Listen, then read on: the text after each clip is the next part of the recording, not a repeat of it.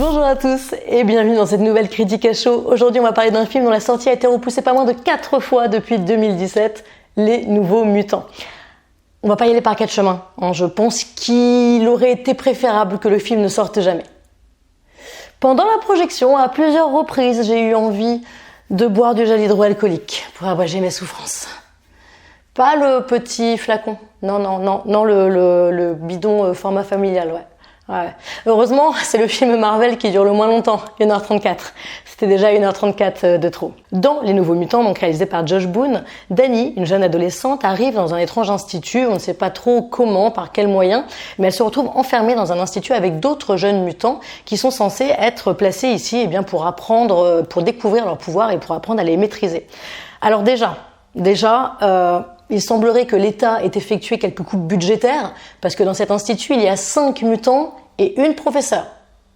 Personne d'autre. Alors, excusez-moi, mais qui s'occupe de nettoyer les toilettes? Qui prépare la bouffe? Moi, c'est le premier truc auquel j'ai pensé. Qui s'occupe de faire à manger? Non mais déjà, on part sur une incohérence en fait. Ça commence très mal, je suis désolée. Les jeunes mutants donc apprennent à se connaître, apprennent à découvrir leurs pouvoirs et ils sont soudain pris d'hallucinations.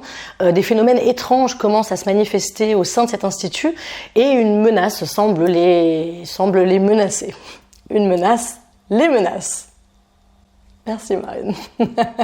L'enjeu principal du film, c'était de rafraîchir un petit peu l'univers Marvel en proposant un film de super-héros qui soit la croisée de plusieurs genres, qui soit à la fois un teen movie et un film d'horreur. Alors, sur le principe, pourquoi pas mélanger d'autres genres avec le film de super-héros?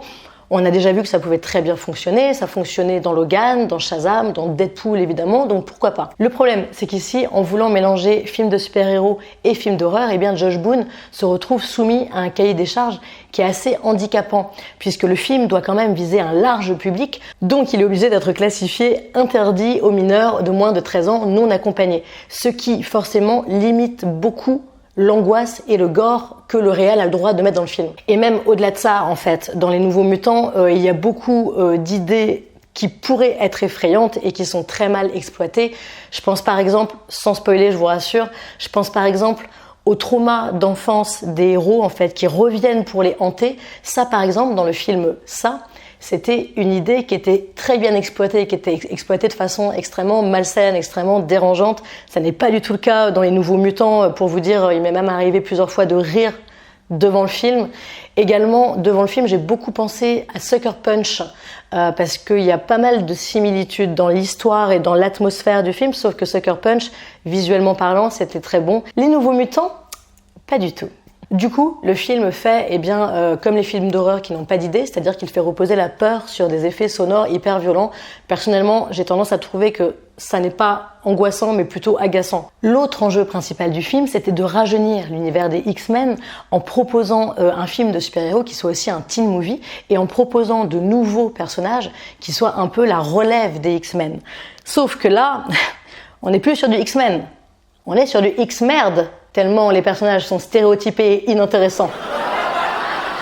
J'avoue, je suis assez fière de ma part. Dans Les Nouveaux Mutants, la révélation des super-pouvoirs est une allégorie de la puberté, est une allégorie du passage à l'âge adulte. Ça, c'est vrai que cette thématique-là, dans les films de super-héros, c'est pas extrêmement novateur. C'était déjà l'idée centrale qu'on avait dans Spider-Man, et c'était également l'idée qu'on retrouvait dans ce film qui est beaucoup moins connu, mais que je trouve très intéressant, qui s'appelle Chronicle, que je vous conseille beaucoup, et pas seulement parce qu'il y a Michael B. Jordan dedans. Là où Les Nouveaux Mutants échouent aussi de façon très maladroite, c'est que le film, on le sent, aimerait un petit peu s'imposer comme une fable sur la différence, mais il n'ose pas aller au bout de son propos. Dans le film, il y a des très bonnes idées. Par exemple, donc le personnage principal est un personnage amérindien. C'est une communauté que l'on voit très peu, en fait, qui est très peu représentée dans les films hollywoodiens. Il y a aussi un couple de filles qui se forment dans le film, et le fait que ça advienne de façon très naturelle dans un film de super-héros, c'est bon signe, c'est signe que les mentalités évoluent. Il y a aussi dans le film des références aux thérapies de conversion pour les personnes homosexuelles. Il y a des références, des sous-entendus à la découverte de la sexualité, à la masturbation, à l'automutilation.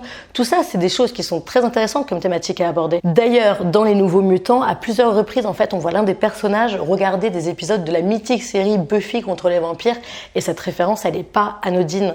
En fait, dans la série Buffy contre les vampires, le lycée est situé sur la bouche de l'enfer. Et c'est clairement une métaphore de l'adolescence qui est vue par les adolescents comme un véritable enfer à vivre. L'idée qui émane des Nouveaux Mutants, et c'est plutôt un beau message pour un teen movie, c'est ce que les autres te reprochent, cultive-le, c'est ta vraie nature. Et tu peux décider de t'en servir pour faire le bien ou le mal. C'est ta vraie nature et c'est ta force. Le problème, c'est que dans Les Nouveaux Mutants, eh bien, ça ne marche pas, tout simplement parce qu'on a eu droit à une rhétorique ultra simpliste sur le bien et le mal. Alors, bien sûr, je m'attendais pas à ce que le film renouvelle le genre, hein, mais là, on a des personnages hyper archétypaux qui sont très mal interprétés par des comédiens qui sont pas dirigés. Rien dans le film ne sonne juste. Alors, je savais très bien, évidemment, qu'en allant voir un film Marvel, j'allais pas me retrouver devant un drame social, je savais très bien que je n'allais pas voir un film de Ken Loach ou des frères Dardenne, mais même les histoires les plus fictives, les plus fantaisistes ont besoin de s'appuyer sur des éléments réalistes pour maintenir notre attention, pour maintenir l'attention du spectateur. Ici, en dehors du fait que l'histoire, que le scénario tienne sur un prépuce, il n'y a rien qui va parce qu'on ne croit en rien. C'est-à-dire que même les intentions et les réactions des personnages ne tiennent pas la route. Il n'y a pas une phrase dans laquelle on croit, il n'y a pas une phrase qui marche, il n'y a même pas un seul raccord dans l'image qui soit respecté.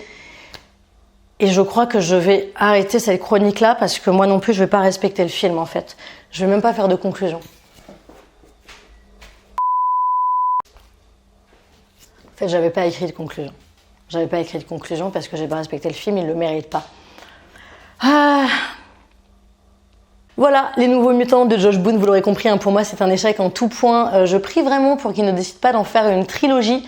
Et je préfère vous prévenir, ça n'est pas la peine de rester jusqu'à la fin du générique, car vous n'aurez pas le droit à la petite scène post-générique. Moi, je suis restée longtemps, j'ai eu l'air très bête, et je me suis rendu compte que j'étais restée pour rien. Voilà. Je suis restée jusqu'au moment où le mec qui passait dans les rangs pour enlever les détritus est arrivé, il m'a vu, il comprenait pas non plus pourquoi je restais là. Faut que j'arrête de raconter ma vie. Voilà, j'espère que cette critique à chaud vous a plu. N'hésitez pas à me dire votre avis en commentaire. Je ne sais pas si vous serez nombreux à penser comme moi que le film est un ratage total. J'attends votre avis et je vous dis à la semaine prochaine. Pour maintenir notre attention. Et il y a putain de mouches là. Concentration marine. Oh, putain, ma peau est chaude. Ça, personnellement, je trouve que ça...